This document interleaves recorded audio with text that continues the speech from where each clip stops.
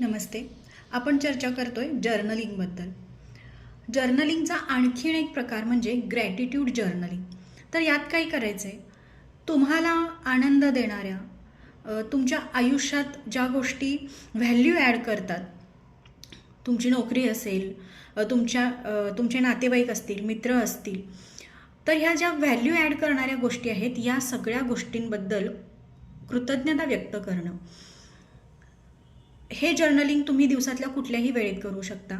सकाळच्या वेळेत करू शकता, दुपारी वेळ मिळाला तर दुपारी करू शकता किंवा रात्री झोपण्यापूर्वी देखील करू शकता.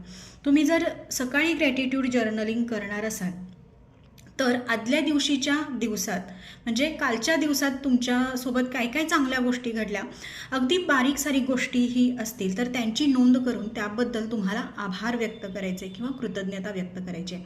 तुम्ही जर रात्री झोपण्यापूर्वी ग्रॅटिट्यूड जर्नल लिहिणार असाल तर दिवसभरात तुम्हाला कुठल्या गोष्टींनी जास्त आनंद दिला त्या गोष्टींबद्दल कृतज्ञता व्यक्त करायचे.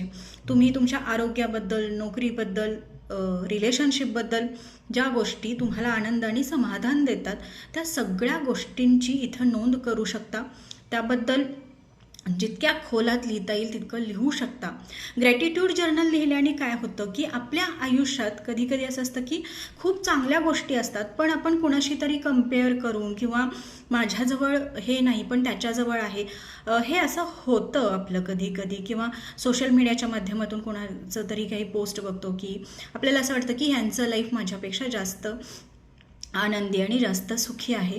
तर हा जो इम्बॅलन्स आपल्याच दृष्टिकोनात निर्माण होतो ॲक्च्युली, तर तो दृष्टिकोन सकारात्मक होण्यासाठी ग्रॅटिट्यूड जर्नलचा खूप चांगला फायदा होतो. आपल्या आयुष्यात देखील काही चांगल्या गोष्टी आहेत. सतत इतरांशी कम्पेअर करून स्वतः दुःखी होण्याची गरज नाही आहे हे आपल्याला कळायला लागतं. आपलं माइंड फ्रेश राहतं, आपण सकारात्मक राहतो.